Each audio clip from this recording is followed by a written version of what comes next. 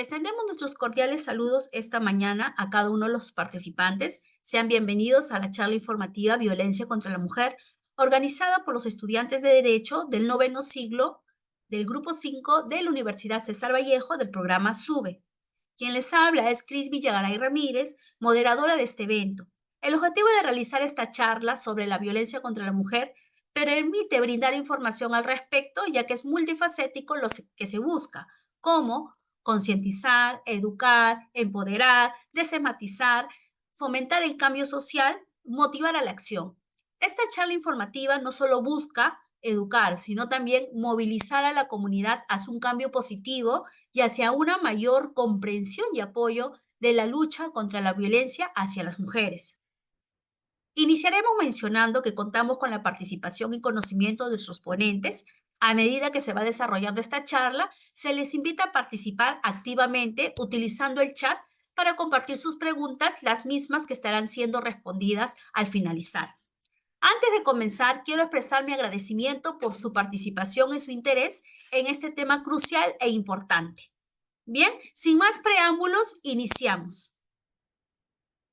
Como primer ponente tenemos a Katia Arenas Alfaro, quien abordará el tema violencia contra la mujer. Su tiempo, por favor. Sí, muy buenos días. Bien, cuando hablamos de violencia contra la mujer, hablamos de violencia de género. Este término puede ser definido desde dos ámbitos. En biología, por ejemplo, equivale al sexo, que puede ser masculino o femenino. Pero para la sociología, el término es de carácter cultural y se refiere al conjunto de características diferenciadas que cada sociedad asigna a hombres y mujeres. Entonces, al hablar de género, se refiere a los roles socialmente constituidos, comportamientos, actividades y atributos que una sociedad considera como apropiados para hombres y mujeres, según la definición de la OMS, Organización Mundial de la Salud. Según estudios sobre géneros, las relaciones sociales entre hombres y mujeres son desiguales y son a favor de los hombres. Así que cuando se habla de violencia de género, no se habla de violencia desde mujeres hacia hombres ni entre mujeres, aunque esas violencias existan, sino de violencia hacia la mujer, violencia que se ejerce desde un sector dominante de la sociedad hacia una sometida. No es difícil comprobar que en la mayoría de las sociedades hay un género dominante y es el masculino. Las mujeres quedan reducidas a lo doméstico y reproductivo. Y cuando se integran al mundo del trabajo, pues muchas veces son peor remuneradas que los varones. Tradicionalmente, las mujeres son educadas en el recato y la sumisión, y a los varones se les inculca el liderazgo, la fortaleza y la agresividad como características deseables, ¿no? Vivimos en un mundo de hombres, a pesar de la gran independencia que la mujer ha logrado con el tiempo, ¿no? Pero de esta desigualdad es que se origina una violencia que muchas veces pasa desapercibida y se naturaliza, es decir, ya se ve como natural, aunque no lo es. Por ejemplo, muchas veces la justicia oculta la situación de violencia de género al confundirla con violencia familiar o doméstica, y no es lo mismo. Aterricemos ahora aquí, ¿qué es violencia entonces después de lo explicado contra la mujer? Es todo acto de violencia de género que puede tener como resultado un daño físico, sexual o psicológico para la mujer. Inclusive las amenazas, la coacción o la privación arbitraria de libertad en la vida pública o en la privada son actos de violencia. Ahora pasemos a explicar pues las manifestaciones, modalidades o tipos de la violencia de género o violencia a la mujer.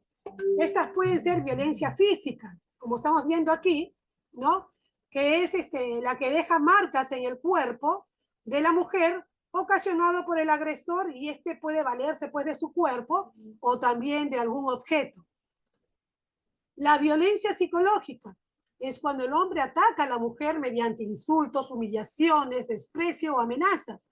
Dentro de este tipo de violencia está incluida la violencia económica, donde el hombre intenta que la fémina no tenga acceso al trabajo o al dinero familiar para que dependa siempre de él, ¿no? Y por tercero tenemos también la violencia siguiente, por favor. Tenemos la violencia social. Siguiente PPT, por favor. Que es la que el agresor hace todo lo posible para que su víctima se aísle de su entorno y no tenga contacto que le pueda abrir los ojos y ver la situación en la que se encuentra. Otra forma de violencia, por ejemplo, tenemos la violencia sexual, ¿no? Donde el hombre utiliza la coacción o amenaza para establecer relaciones sexuales no deseadas por la mujer.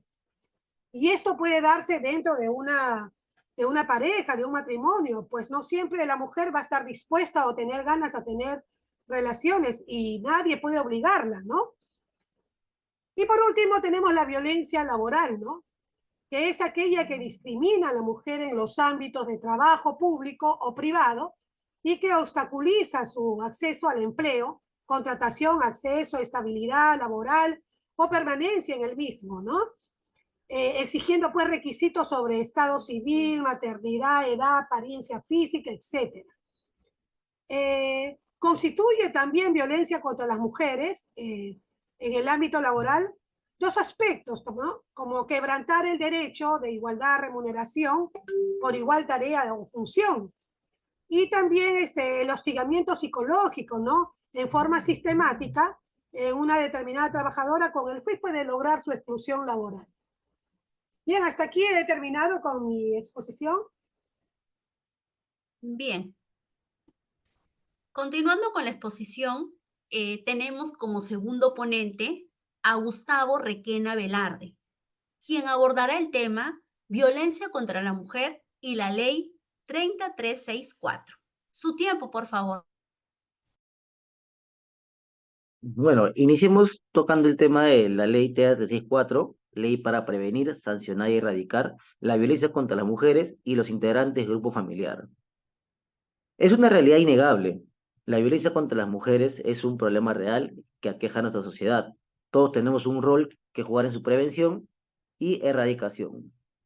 Hoy hablaremos sobre la ley 364, que es una herramienta fundamental para proteger a las mujeres y a los integrantes del grupo familiar de la violencia. Esta norma ha sido promovida por el Estado peruano con el fin de prevenir, erradicar y sancionar toda forma de violencia contra las mujeres por su condición de tales y contra los integrantes del grupo familiar, producida en el ámbito público o privado, especialmente cuando se encuentren en situación de vulnerabilidad por edad o situación física, como las niñas, niños, adolescentes, personas adultas, mayores, y personas con discapacidad. Establece mecanismos, medidas y políticas integrales de prevención, atención y protección a las víctimas, así como la reparación del daño causado, y dispone, por el poder coercitivo que tiene, la persecución, sanción y reeducación de los agresores sentenciados con el fin de garantizar a las mujeres y al grupo familiar una vida libre de violencia, asegurando el ejercicio pleno de sus derechos. En síntesis, esta ley busca prevenir, sancionar y erradicar la violencia de género, promoviendo una sociedad más justa e igualitaria. Siguiente diapositiva, por favor. La violencia hacia las mujeres y a cualquier miembro del grupo familiar es considerada como un grave problema de salud pública y una violación de los derechos humanos. De acuerdo a la encuesta demográfica y de salud familiar realizada este año hasta este mes, en nuestro país, 3 de cada 10 mujeres alguna vez fueron víctimas de violencia física y o sexual. Veamos esta proporción gigante que hay. Asimismo, según el registro del Ministerio de la Mujer y Poblaciones Vulnerables, durante los primeros 5 meses del presente año, los centros de emergencia mujer, más conocidos como CEM, atendieron a 57.550 niñas, adolescentes y mujeres adultas, según datos oficiales. Sin embargo, la otra cifra que nos preocupa son la del feminicidio, que es la forma más extrema de violencia de género, el cual se mantiene como un delito recurrente en el país a pesar de que está tipificado en el Código Penal. Así también las estadísticas del programa Aurora, que reflejan cifras alarmantes. 80 féminas fueron asesinadas y se contabilizaron 89 intentos. Habiendo hecho esta breve introducción y al ver que estas cifras son alarmantes y nos muestran la necesidad urgente de actuar, la Ley 3036-4 es un paso crucial en esta lucha y es importante que todos la conozcamos para poder contribuir a su implementación. Siguiente, por favor. Puntos claves. Para poder comprender mejor esta ley, vamos a tocar y explicar algunos aspectos puntuales. Definición de violencia y tipos de violencia. Como lo manifestó la señorita que me antecedió, hay violencia física, sexual, psicológica, económica, patrimonial y por razón de género. Esta clasificación permite una mejor comprensión de las diferentes formas en que se puede manifestar la violencia y facilita la identificación de las necesidades específicas de la víctima. También las medidas de protección, que se abordarán más adelante por el siguiente ponente. También las sanciones para los agresores. Esta ley establece sanciones penales para los agresores, incluyendo penas de prisión y multas. También contempla la posibilidad de aplicar medidas de seguridad, como la prohibición de portar armas y otros. También siguiendo con la exposición, vamos a hablar de los objetivos. El objetivo de esta ley es prevenir, erradicar y sancionar toda forma de violencia contra las mujeres por su condición de tal. Asimismo, los enfoques de la ley. Para lograr su objetivo, esta ley se basa en una serie de enfoques. Enfoque de género, que reconoce a la víctima contra las mujeres, que es un problema social que se deriva de la desigualdad de género y de la discriminación. Enfoque de la integralidad, enfoque de derechos humanos, enfoque de prevención, enfoque de protección. Brinda protección a las mujeres y los integrantes del grupo familiar que son víctimas de la violencia. Siguiente, por favor. Objetivo principal de la intervención. La ley establece que el objetivo principal de toda intervención en el marco de esta ley debe ser la realización de los derechos humanos, identificando los titulares de estos derechos y garantizando su acceso a la justicia y a la protección del Estado. También nos hacemos la pregunta, ¿no? ¿Quiénes pueden denunciar? En este punto, las personas que pueden denunciar es la persona agraviada, la niña, adolescente agraviada podrá denunciar los hechos de violencia sin presencia de una persona adulta. No hay necesidad que sea una persona adulta. Asimismo, también no hay la necesidad de portar tu DNI al momento de acercarte a la comisaría para realizar tu denuncia. Claro, teniendo en cuenta que para más adelante sí vas a necesitar tu DNI como documento que te identifica, ¿verdad? También la Defensoría del Pueblo, también es un ente que puede denunciar. También cualquier persona que conozca los hechos de violencia, también puede realizar la denuncia. ¿Cómo se puede denunciar? En forma verbal y en forma escrita. También, ¿quiénes debe denunciar? Los profesionales de la salud que conozcan los hechos por su actividad, ¿no? También los profesionales de educación que conozcan los hechos por su labor. Siguiente, por favor. ¿Qué derechos me asisten en el proceso luego de interponer la denuncia? La persona agraviada se puede preguntar, ¿verdad? Bueno, tienes derecho a ser tratado con respeto en todas las instancias públicas o privadas inmersas en la ruta de atención. También a que el personal de la policía reciba tu denuncia y la remita al Poder Judicial dentro de las 24 horas. Y que el juez te otorgue medidas de protección cautelares a más tardar en 72 horas después de haber recibido tu denuncia y que la remita el expediente a la Fiscalía Penal. A que la persona agresora sea detenida en el momento o dentro de las 24 horas en que ocurrieron los hechos, en caso de flagrancia. Incluso el allanamiento del domicilio para poder realizar la detención de la persona. Esta labor la realiza la PNP. También que la PNP te brinde un número telefónico disponible las 24 horas del día a efectos de monitorear y hacer cumplir las medidas de protección dictadas por el juez.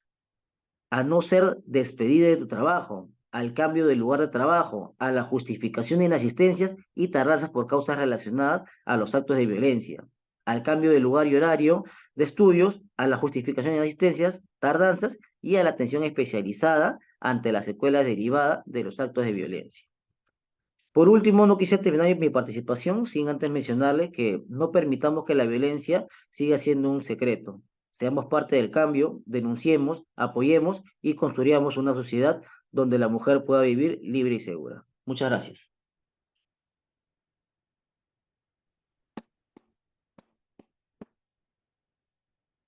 Bien, a continuación Tenemos como segundo ponente a Carlos Acosta Escobedo, quien nos va a hablar del tema instituciones que respaldan la lucha en contra de la violencia contra la mujer.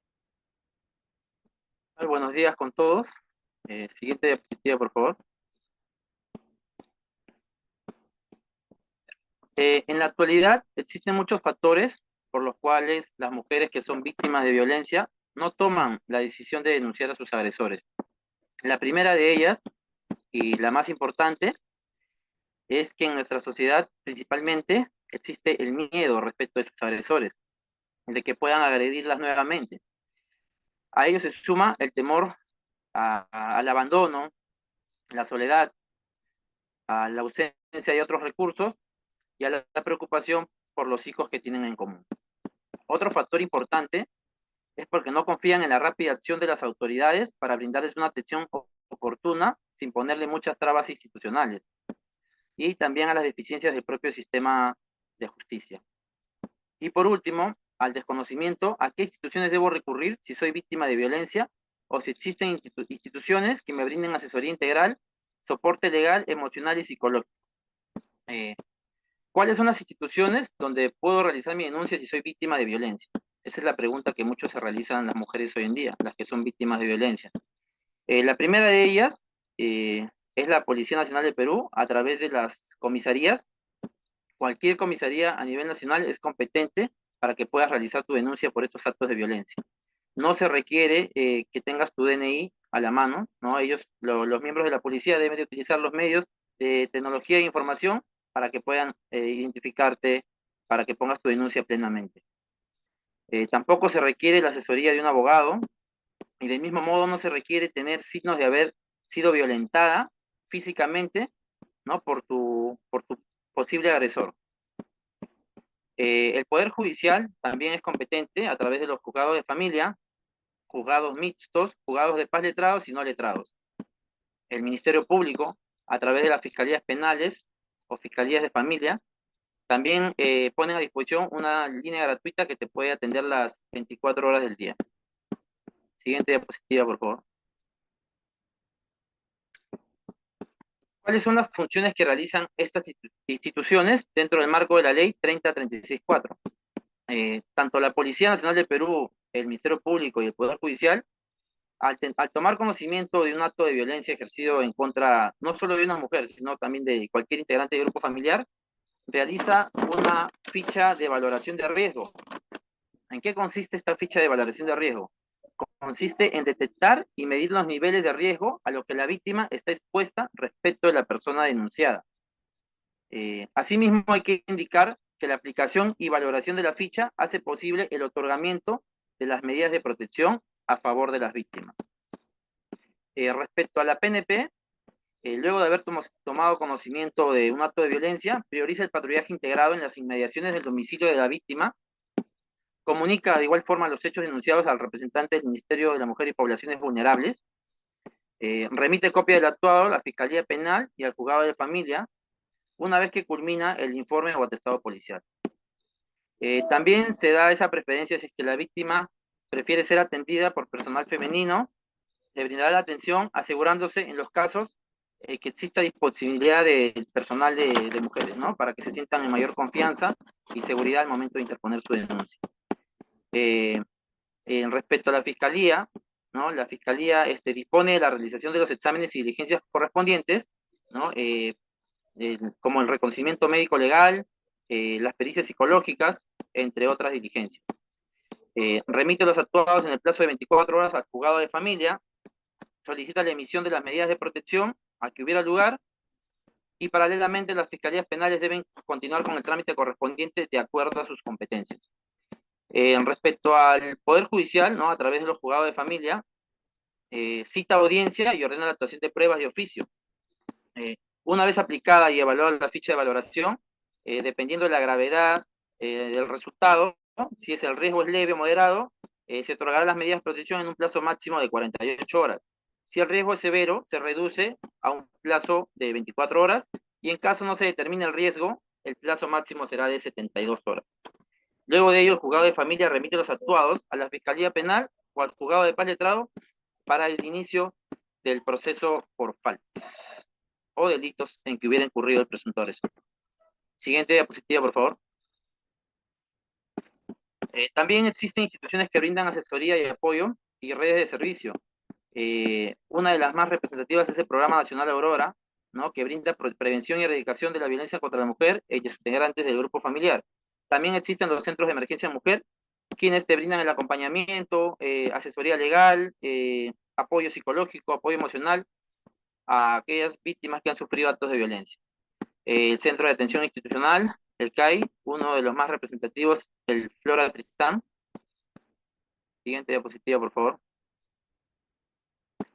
También el Estado pone a la disposición servicios de línea gratuita y de mensajería a través de la línea 100, el chat, y también el Ministerio Público tiene un servicio de línea gratuita las 24 horas para que puedas denunciar estos actos de violencia. También existen programas temporales. Uno de ellos es el Hogar de Refugio Temporal, ¿no? Y otro de ellos es la asistencia económica, que brinda un apoyo económico mensual a aquellos niños, niñas y adolescentes que se encuentran en estado de orfandad. A modo de reflexión, quiero transmitirles un mensaje, ¿no? El Perú es el segundo país con mayor porcentaje de índice de violencia, no solo en América Latina, sino también en el Caribe. De esta forma les invoco a que no tengan temor de presentar su denuncia. El día de hoy, la violencia se puede manifestar a través de gritos, empujones. El día de mañana estaremos hablando de agresiones físicas o lesiones corporales. A lo que no queremos llegar en un futuro es a lamentar un posible caso de feminicidio, el cual se pudo evitar si se hubiera tomado las acciones correspondientes de manera oportuna. Muchas gracias.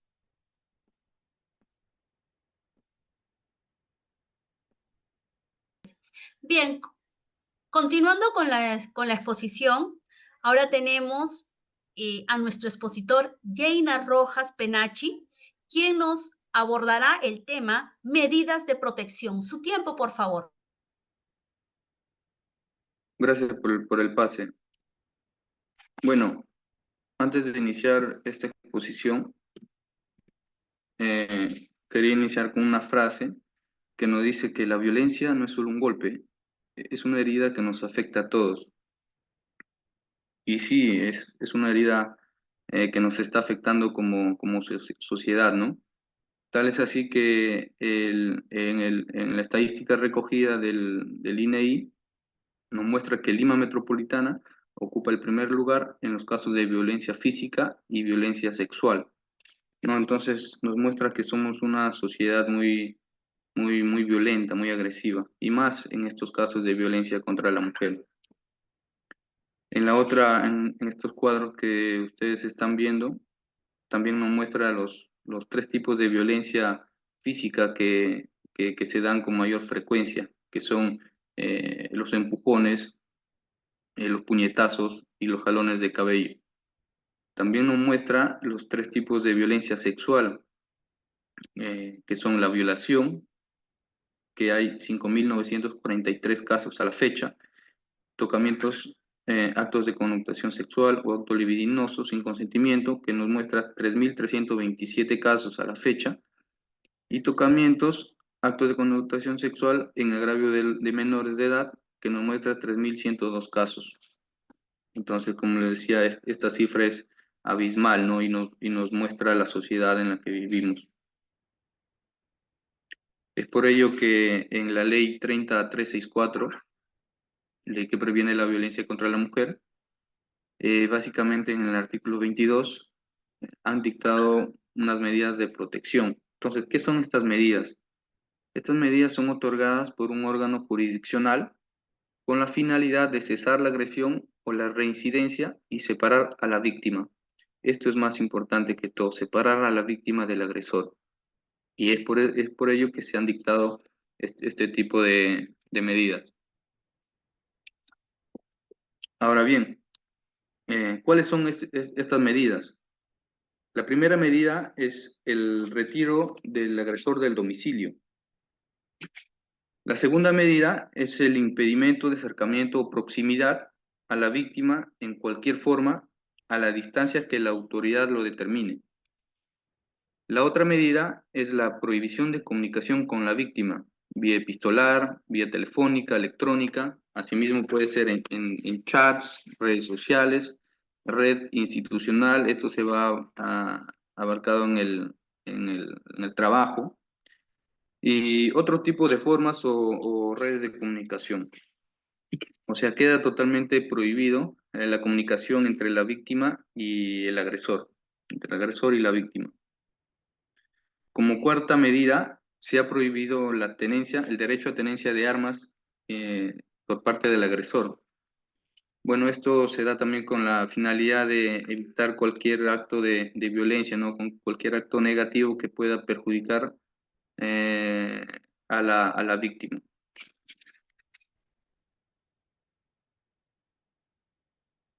Tal es así que también que en el artículo 23 de la misma ley nos menciona sobre la vigencia e implementación de las medidas de protección, que nos dice que se extiende hasta la sentencia emitida. Esto se entiende pues que las medidas de protección se van a extender hasta que el juez pueda eh, condenar o absolver al presunto agresor, ¿no? Y además nos menciona que la Policía Nacional es responsable de ejecutar las medidas de protección. En el artículo 24 también nos menciona sobre el incumplimiento de estas medidas. ¿Qué pasaría si el agresor incumple estas medidas de protección? Pues el que desobedece o incumple las medidas estaría inmerso en el delito de resistencia o desobediencia a la autoridad, tipificado pues en el Código Penal y cuyo incumplimiento tiene una sanción, ¿no? Una sanción de vida. Ahora bien, en el artículo 25 de la ley nos habla sobre la protección a las víctimas. Esto abarca mayormente en el proceso ya, dentro del proceso, que nos dice que está prohibido la confrontación y conciliación entre la víctima y el agresor. Este término conciliación, pues se entiende, ¿no? De que no debe de haber ningún tipo de contacto entre el agresor y la víctima.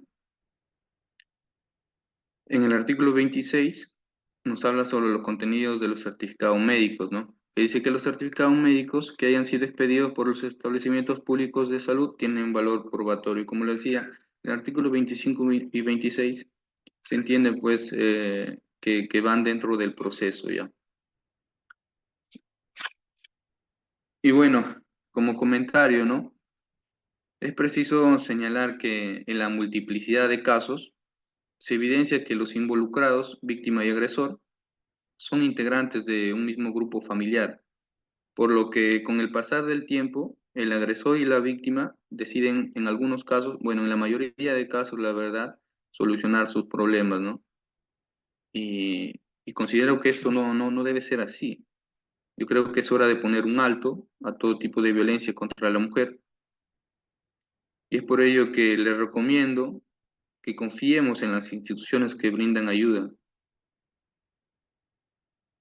Mujeres y varones merecemos vivir, como les decía, en una sociedad pacífica, por lo que no se puede tolerar ninguna conducta violenta en contra de las mujeres. Hasta aquí mi participación. Gracias.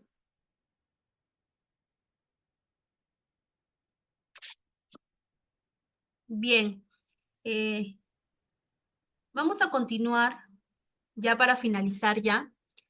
Realizaremos las preguntas en el chat. Bien, por favor ya pueden estar realizando sus preguntas a todos los participantes. Bien, tenemos una primera pregunta. Dice, ¿qué debo hacer si las autoridades se niegan a recepcionar mi denuncia? Su tiempo, por favor, expositores, para la respuesta. Respondiendo a la pregunta, si no aceptan tu denuncia, no te otorgan una medida de protección o percibes retraso en tu proceso, puedes denunciar ante la Defensoría del Pueblo, que tiene una línea gratuita. En el caso de los miembros de la Policía Nacional, existe los órganos de control como la Inspectoría General de la PNP. En caso de los miembros del Ministerio Público, también tenemos la Fiscalía Suprema de Control Interno. O también, de lo contrario, también puedes interponer tu denuncia en el Ministerio de la Mujer y Poblaciones Vulnerables. Hay que tener en cuenta que estas acciones u omisiones por parte de los miembros de la policía o por parte de los miembros del Ministerio Público denotan pues una responsabilidad funcional que dice en el artículo 21 de la ley amparada, indica, ¿no? Quien omite, rehúsa o retarda algún acto o a su cargo en los procesos originados que constituyen actos de violencia contra las mujeres, comete delitos sancionados en los artículos 377 o 378 del Código Penal, según corresponda sin perjuicio de la responsabilidad civil y administrativa que corresponda de acuerdo a ley. Bien, pasaremos ahora, han realizado otra pregunta más. Dice, ¿hasta qué grado de parentesco se considera a alguien como integrante del grupo familiar según la ley 30364? ¿Su tiempo? Bueno, la ley 3036-4 define a los integrantes del grupo familiar como cónyuge, que es la persona con la que se ha contraído matrimonio; conviviente, persona que convive con otra en una unión de hecho con la intención de formar a futuro una familia; parientes consanguíneos, personas que están relacionadas por lazos de sangre, sin importar el grado de consanguinidad. Esto incluye los hijos, padres, abuelos, hermanos, tíos, sobrinos, primos, etcétera. Parientes por afinidad, personas que están relacionadas por matrimonio con un pariente consanguíneo, como, por ejemplo, la suegra, el yerno, la cuñada, etcétera. Personas adoptadas, que han sido legalmente adoptadas por otra persona o pareja. Bueno, en cuanto al nivel de consanguinidad, la ley no ha establecido un límite específico. Eso significa que cualquier persona relacionada por lazos de sangre con la víctima, sin importar cuán lejana sea la relación, está considerada como integrante del grupo familiar y puede ser objeto de protección por la mencionada ley. Gracias. Bien, entonces pasaremos ahora a lo que son las recomendaciones. Es crucial seguir una serie de recomendaciones si eres víctima de violencia. ¿Por qué? Porque te ayuda a garantizar tu seguridad y a que tú puedas acceder al apoyo necesario. Ahora, como primera recomendación tenemos, busca ayuda inmediata. Acude a la comisaría más cercana para denunciar ya sea cualquier tipo de violencia que sufras. Tenemos, como indicaron anteriormente uno de los ponentes, a la Policía Nacional, al Ministerio Público, entre otras especialidades. También tienes al Centro de Emergencia de la Mujer, que te ofrece atención integral, incluye asesoría legal, psicológica, así como medidas de protección. Otra segunda recomendación sería protégete y planifica. ¿Qué quiere decir esto? Cuando hablamos de proteger, solicita medidas de protección como órdenes de restricción para evitar que el agresor se acerque a ti o a tus hijos. Esto puede ser gestionado rápidamente en la comisaría o el Poder Judicial. Elabora un plan de seguridad donde te permita tener rutas de escape, lugares seguros en los que puedes acudir, y ten una lista de contactos siempre en un caso de emergencia, ¿no? Para que ellos te puedan apoyar. Otro punto más que podemos ver como recomendación es poder tener una red de apoyo, una red de servicio de apoyo. Busca asesoría legal, ya sea de forma legal o gratuita, perdón, ya sea de forma legal, esta puede ser gratuita o particular, la cual va a permitir conocer, pues, que tú entiendas sobre tus derechos y las opciones legales disponibles que están a la mano para poder, en este caso, protegerte.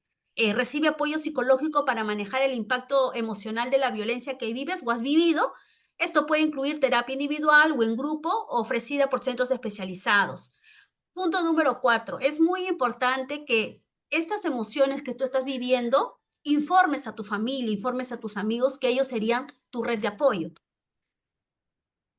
La quinta recomendación es documentar la violencia. ¿Qué quiere decir? Mantener registrado todo lo detallado de los incidentes de violencia, incluyendo si hay fotos de las lesiones, mensajes, llamadas y cualquier otra prueba relevante que te sirva como evidencia. Esto puede ser crucial en procedimientos legales. Como sea esta recomendación, utiliza recursos disponibles. Mencionó anteriormente el ponente que había números de teléfonos donde podríamos también llamar de forma inmediata Tenemos el Ministerio Público con el 625-5555, el Centro de Emergencias de la Mujer con el 185 y con la línea 100. Participa de programas de prevención y educación, porque esto te va a ayudar a que tú puedas estar informada y también te puedas empoderar a que no permitas que ninguna otra persona pueda hacer ningún tipo de acto contra ti en lo que respecta a violencia. Fomenta tu autoestima y la independencia. ¿Qué quiere decir? Trabaja en tu autoestima, busca formas de independencia económica y emocional. Esto puede incluir capacitación laboral, educación y otros recursos que te ayuden a ser más autónoma. Para finalizar, una novena recomendación, que muchas veces todas desisten en esta parte final, es: si decides seguir un proceso legal, o sea, denunciar a tu agresor, sigue todas las recomendaciones de tu abogado y participa activamente en el proceso judicial, porque de esta manera se va a garantizar que se tomen las medidas adecuadas. La violencia de género es una situación compleja y muy dolorosa, pero con el apoyo adecuado y acceso a los recursos correctos, es posible salir de esta situación y buscar una vida libre de violencia.